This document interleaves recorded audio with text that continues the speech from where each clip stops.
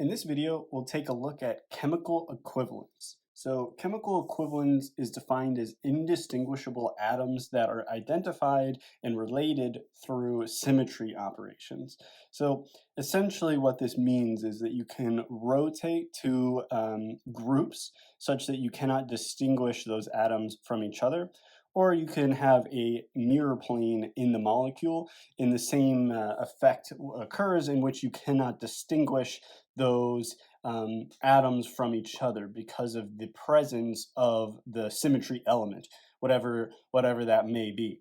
So the reason that this is significant is atoms that are chemically equivalent through this symmetry operation determines the number of signals. So the atoms that cannot be distinguished, and they're related again through the symmetry operation, will only have one peak in the NMR for both of those atoms, whatever they may be, whether they're hydrogen or carbon, depending on the type of NMR that you're looking at. So it becomes critical to be able to look at a molecule and quickly identify if it has elements of symmetry, because that will allow you to predict the number of NMR signals that you will have in that given molecule. So to illustrate, we'll look at a simple example of just butane. And butane has symmetry, right?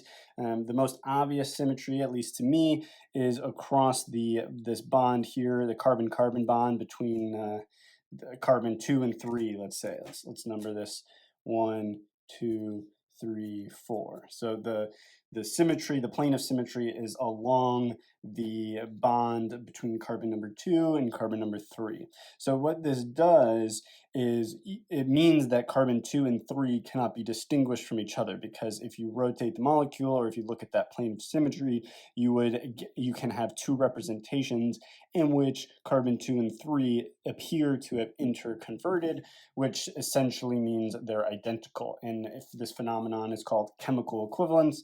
So the summary here is that carbons 2 and carbon 3 are the same. They're chemically equivalent. And carbon 1 and carbon 4 are chemically equivalent. So in this example, if we're looking at proton NMR, we would say that there are two proton NMR signals at carbons 1 and 4. Those are one peak, and then at carbon 2 and 3, that is the second peak.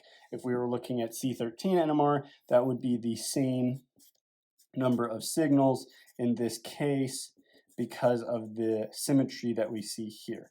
Now, it's important to point this out because there will be molecules that have quaternary carbons, and in those cases, the number of proton NMR signals and the number of carbon NMR signals will not be the same. In this simple example, they are the same, but stick around in this video and I will go through several examples in which the number of proton and carbon NMR signals are different, and it'll illustrate this point more clearly. Okay, for the remainder of the video, we will look at several examples in which we're determining the number of proton NMR peaks or the number of carbon NMR peaks. So in this first set of examples, we're going to look at the proton NMR peaks, the number of signals that we see there. And let's get started. So the first thing that you want to do is look to see if there is any symmetry within the molecule. So I'm going to number these carbons so it's easy to talk about them. So carbon 1, 2, 3, and 4. So here, there's clearly no symmetry across the entirety of the molecule because we have the alcohol and the chloride that breaks the symmetry for the entirety of the molecule. But if you consider carbons 1 and 4, if you rotate them about this line that I'm about to draw, you could see that they can interconvert if you rotate them such that carbon 1 replaces carbon 4 and carbon 4 replaces carbon 1, and therefore you cannot distinguish them from each other because they are related by this rotation. Another way of thinking about this is it's bound to the exact same carbon, and that carbon creates such that those are symmetric because that carbon has the same identity, so therefore there's no difference in like the electron density or any other property of the nature of carbons 1 and 4. So what that means is the hydrogens at position 1 and position 4 are symmetric, are the same. they're chemically equivalent. Okay, and then carbon number 2 has no hydrogens, right? Because it's quaternary, so that is not relevant for proton NMR.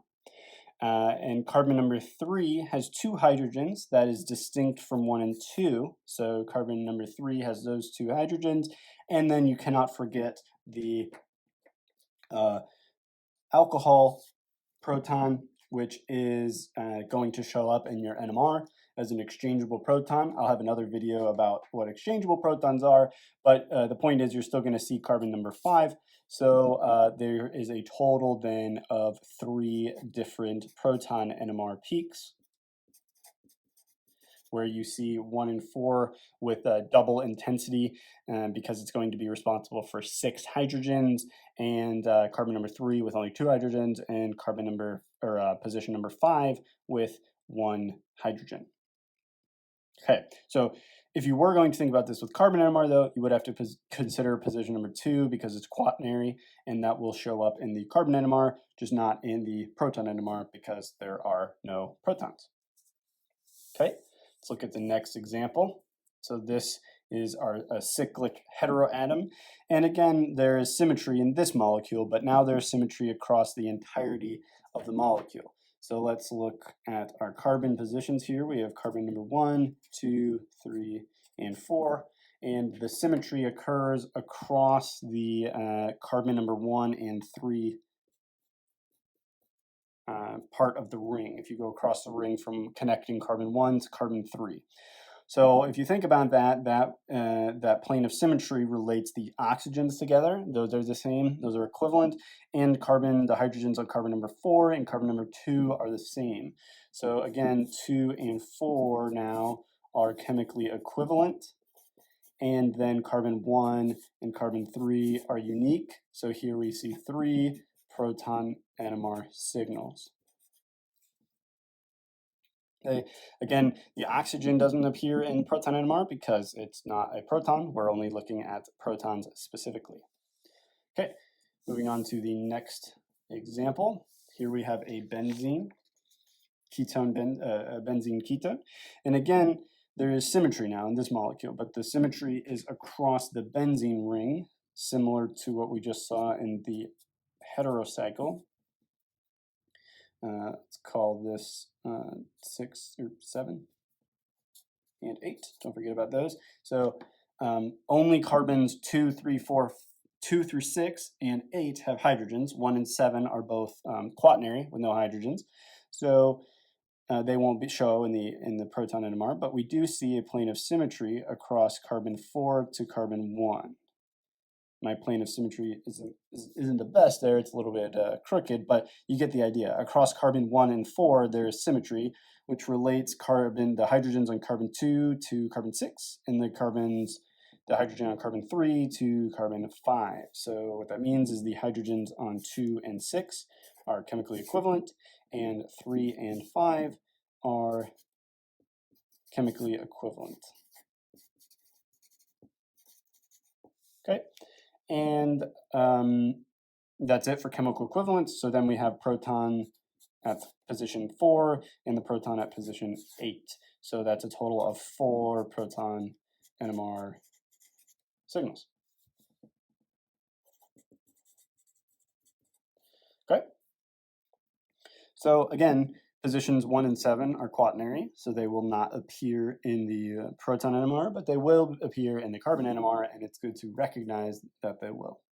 All right, here we have another example. So this molecule has a ton of symmetry. So the best way to start this, again, it's always good to number your carbons, or at least, depending on what you're looking at. Here we're looking at proton NMR, so let's label which carbons have protons. And now the symmetry is across the rings. So between carbons 2 and 3, that bond, and between 7 and 6. Also between our unlabeled carbons that I am not labeling simply because they are not hydrogen bearing. So what this shows is that carbons 1 and 4 are equivalent, 2 and 3 are equivalent, 8 and 5 are equivalent, 7 and 6 are equivalent. So that is a total of 4 proton signals. So those are all chemically equivalent. So that is a total of 4 proton NMR peaks or signals, whatever you prefer. Okay. Now let's move along to our next example. So here, it's basically the same molecule, but it has the additional nitro group, which breaks the symmetry for the entire molecule. So again, I'm going to start by labeling all of our carbons that have hydrogens on them. And notice now what was carbon number 4, this nitro-bearing carbon, is now quaternary. So there are no hydrogens there. So because there's no symmetry that you can draw, all of these carbons are distinct. So this is simply that there are 7 different proton NMR peaks that you're going to see. Now, this is an idealized situation. The only time that you're actually going to be able to distinguish all 7 of these signals is if they're sufficiently separated in terms of their chemical shifts. And if you consider carbons 5 and 6, or the hydrogens there more specifically on carbons 5 and 6, their chemical environment is going to be extremely similar. So those 2 signals are probably going to be overlapping or at least extremely close to one another, so close that it makes it very difficult to distinguish them. So you can separate them more if you have a very, very strong magnet, but sometimes in experimental data where you don't have access to that. So carbons 5 and 6 may appear, the hydrogens there may appear basically to be the same peak, but in such instances on an exam or something, they would tell you that they are different, but experimentally you may not be able to identify that. So I just want to point that out here because there isn't a huge difference between the chemical shift of 5 and 6. There should be a large enough difference between 7 and 4 that those are distinguishable, and then definitely the benzyl peaks are going to be different enough because the nitro group position is varying for all of them. So, but if you look at 5 and 6, it does vary the nitro position, but it's pretty far away for both instances to have a real effect. So they're going to be extremely close in terms of chemical shift. So anyway, I think that's a good thing to point out because you may see that in a spectral interpretation problem, and it's good to know that. So here's another example. There is a ton of symmetry in this molecule. And again, I'm numbering the carbons that bear hydrogens only. And the plane of symmetry here is across the carbon number 2. And what that does is it relates carbon 1 and 3 to be the same. They are chemically equivalent. And then carbon 2 is unique. So therefore, there's only going to be 2 NMR peaks in this molecule. Again, we have 2 quaternary carbons for the carbonyl. They would appear in the carbon NMR, but again, not in the proton NMR. Okay, here we have another molecule. So this is very similar to the one we just did, except the symmetry has been broken by the isopropyl group here, such that now the entire molecule is not symmetric. Only certain carbons are symmetric. So again, let's start by numbering the carbons that bear hydrogens, these 5, and we'll see that carbons 4 and 5 are in fact chemically equivalent, once again because of this plane of rotation or this rotation position that you can imagine in which 4 and 5 will interconvert such that the hydrogens on carbon 4 and the hydrogens on carbon 5 are chemically equivalent. And then carbons 1, 2, and 3 are all unique. There's no symmetry for those. So this is a total of 4 proton NMR peaks. Okay. Moving on to the next example. Here, again, basically the same molecule, except we've added an additional 2 methyl groups at the 2 position. So here's carbon 1. Now we don't consider this carbon because it's quaternary now. So this is 2, not 3. 2, and this is 3, and 4, and 5, and 6. So again, we have the same exact rotation position that we looked at in the previous example, and now we have an added rotation for the methyl groups there. So that relates 2 and 3 together into 5 and 6. So 2 and 3 are chemically equivalent, and 5 and 6 are chemically equivalent. So those are only 2 peaks each. And then carbon 1 and carbon 4 are unique, such that there is a total of 4 proton NMR peaks. Okay, moving on to our next example. So again, let's start by numbering our positions that have carbons, or have hydrogens, I should say. So carbon number 1, this methyl group has a hydrogen, 2, 3, 4, 5, and 6. So now let's look for the symmetry of the molecule, and we have symmetry across the carbon 4-5 bond up to the carbon 2 position, which contains the methoxy group, the oxygen methyl, as a part of that plane. So what this does is relates carbons 3 and 6 and 4 and 5. So those are chemically equivalent. So 3 and 6 are chemically equivalent, and 4 and 5 are chemically equivalent. Okay, and then 2 and 1 are unique, such that we get 4 proton NMR peaks. Here is our last set for proton NMR analysis. So again, you should look at all the carbons that bear hydrogens. So carbon 1, 2, 3, 4, 5, 6, and then 7. Okay, now there's a ton of symmetry in this molecule as well. It is across the carbon 5-6 bond and through to the carbon number 3. So what this does is relates carbons 1 and 7 together. It relates then carbons 2 and 4 together, and 6, 5, and 6. These are all chemically equivalent. And then carbon number 3 is unique, and that's it. 1 and 7, 2 and 4, 5 and 6, and 3. So that is a total of 4 proton NMR peaks. Okay. Next example. Here, the first thing you may notice is that we have chirality. And I put this in here just to mention an important point. So in typical NMR experiments, you cannot distinguish stereoisomers.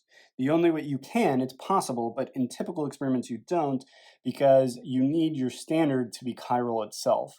And typically the standard that we use in proton NMR is tetramethylsilane, which is this, which is clearly not chiral because we have 4 methyl groups. Those are all identical groups, so that silicon does not have any chirality at that position. So therefore, there's no relative stereochemistry to compare to with your normal or with your molecule of interest, I should say. So therefore, you could not distinguish this with a standard NMR.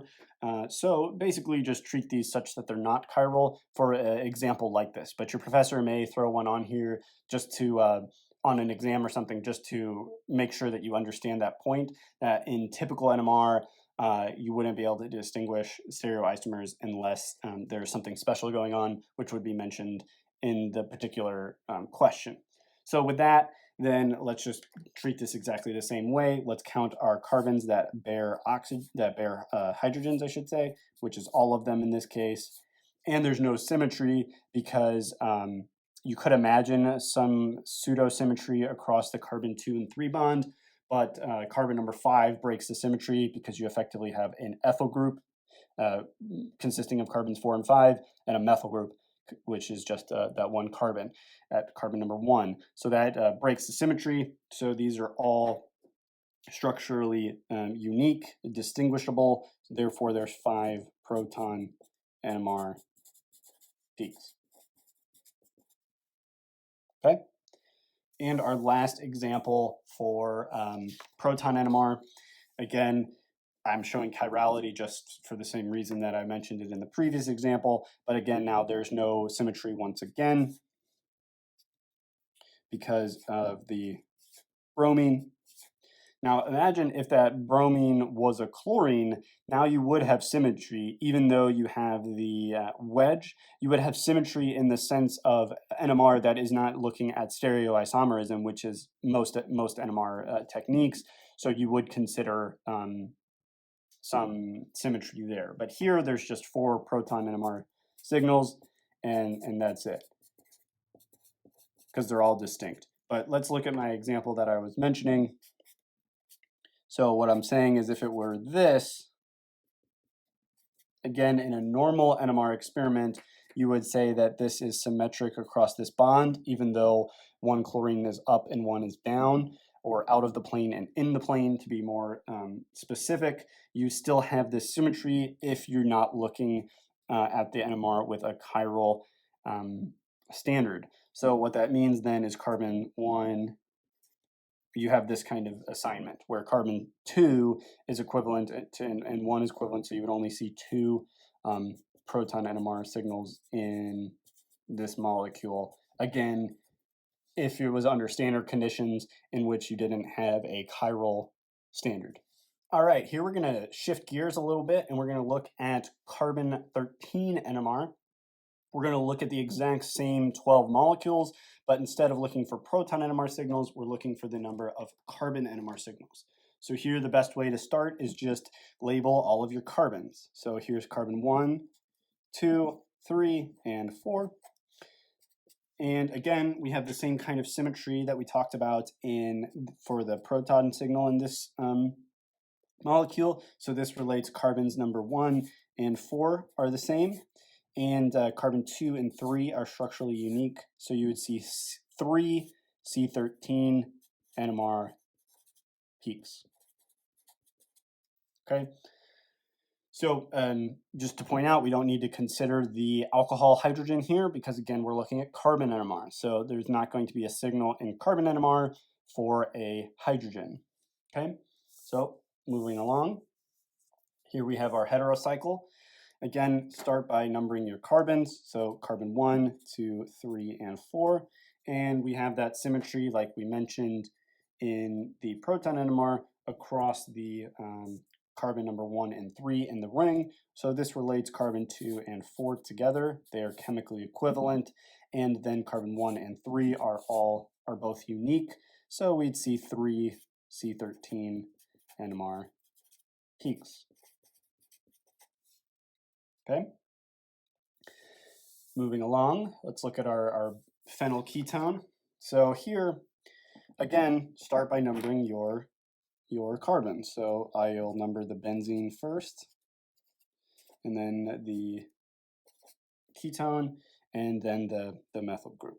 So here, we have the symmetry across carbons number 4 to carbon number 1. Again, my symmetry there wasn't the best line, but it illustrates the point. This relates carbon number 2 and 6 together, 3 and 5, and then carbon number 4 is unique, carbon number 1 is unique, carbon number 7 is unique, and carbon number 8 is unique. So let me be clear here, these are chemically equivalent. These are all distinct. Okay, so that's a total of 1, 2, 3, 4, 5, 6. 6 C13 NMR signals. Okay, here we have another example. So again, start by numbering all your carbons. So carbon 1, 2, 3, 4, 5, 6, 7, 8, 9, and 10. So once again, we have the symmetry across carbon 2 and 3, 10 and 5, 7 and 8. So that relates all of the opposite carbons together. So what I mean specifically, carbon 1 and 4 are the same, 2 and 3 are the same, 10 and 5 are the same, 6 and 9 are the same, and 7 and 8 are the same. So all of these are chemically equivalent. So what that means then is there is 5 C13 NMR signals. Okay, let's move on to the next one. So here, again, this is similar to the question we just did, except the symmetry is broken by the nitro group. So again, start by numbering all your carbons. Okay, but now the symmetry is broken, so there's no symmetry operation that we can perform to relate any of these carbons together. The hexyl group breaks a vertical symmetry for between carbons 1 and 4. That doesn't relate 2 and 10 together, for example. So you can do this, you can look at it any way you want, but ultimately you'll come to the same conclusion that these are all unique carbons. So therefore you would expect to see 10 C13 NMR signals. So this would be extremely useful for distinguishing groups that have symmetry versus not symmetry. Notice if there's no symmetry at all, you're going to have 10 unique, you're going to have the number of carbons will be the number of unique C13 NMR signals because there's no symmetry to relate any two of them together. And that's a really useful thing when you're looking at just spectra of unknown to identify if you have symmetry or not. That will limit your options for the type of structure that you can have. So that's just a good observation for moving forward. So moving along, here we have another example. Again, this has a ton of symmetry. So let's start by numbering all the carbons. So 1, 2, 3, 4, and 5. And we have the vertical symmetry across the carbon number 3. So this relates carbon 1 and 5 together, 2 and 4 together, and carbon 3 is unique. So what this ultimately means is that there are 3 proton NMR signals. All right, here we have another example. It's always good to start by numbering your carbons. That's what we'll do here. Okay, again, we have this rotation relationship between carbon 6 and 7 across that bond there, or across the blue line, I should say. So what that does is relates carbon 6 and 7 together. They are chemically equivalent. And all of the other carbons are unique because there's no vertical symmetry now across carbon number 3 like there was in the previous example because the isopropyl group breaks that breaks the symmetry. So carbon 1 is unique, 2 is unique, 3 is unique, 4 and 5 are all distinguishable, and therefore we have 6 total peaks. 1, 2, 3, 4, 5, 6. So 6 C13 NMR signals. Okay. Moving on to the next example. So here, once again, we have the isopropyl group with the same symmetry, but let's start by numbering all our carbons. Okay, now our symmetry, again, it's the exact same for the isopropyl, and then it's the same for the methyl groups there. So what that does is relates carbons number 4 and number 5 together. They are chemically equivalent. 8 and 9 are chemically equivalent. And that's it. Everything else is unique. So carbon 1 is unique, 2, 3, 6, and 7, right? 1, 2, 3, 4, 5, 6, 7, 8, 9, right?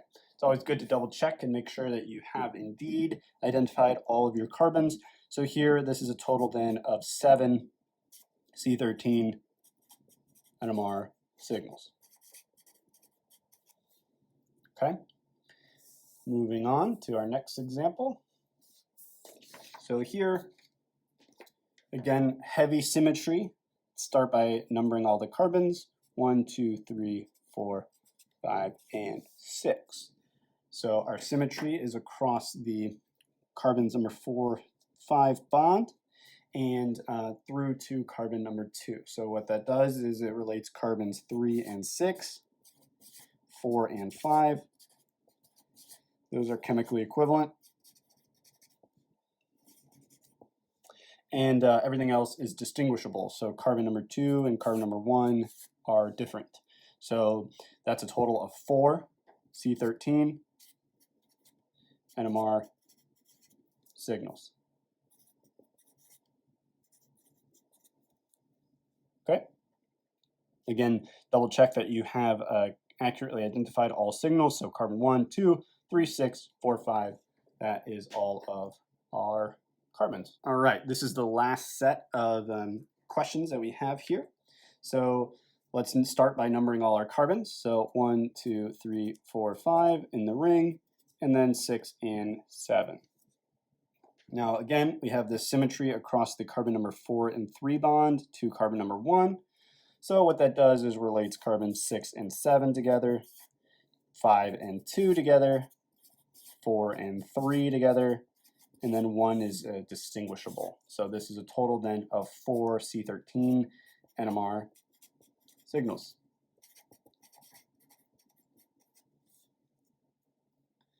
Okay, moving to our next example. So again, in a typical proton NMR or carbon NMR, you'll use a non-chiral standard, and then you'll get a non-chiral, or you won't be able to distinguish the chirality of your whatever you're analyzing, your compound.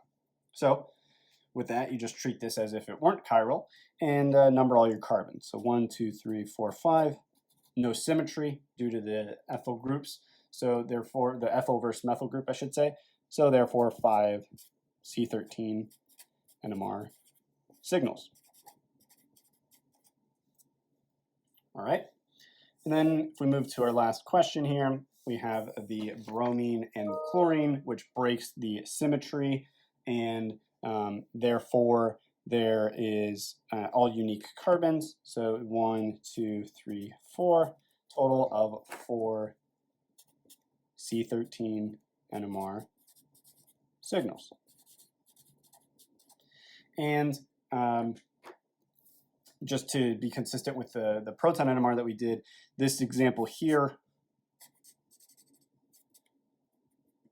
again, if you were to do normal carbon NMR, proton NMR, you wouldn't be able to distinguish the chirality. So you would say that there is this plane of symmetry here, which relates this carbon to this carbon and this carbon to this carbon. So therefore, you would still see 2 C13 NMR signals, just as if, or just like you see 2 proton NMR signals in proton NMR for this molecule.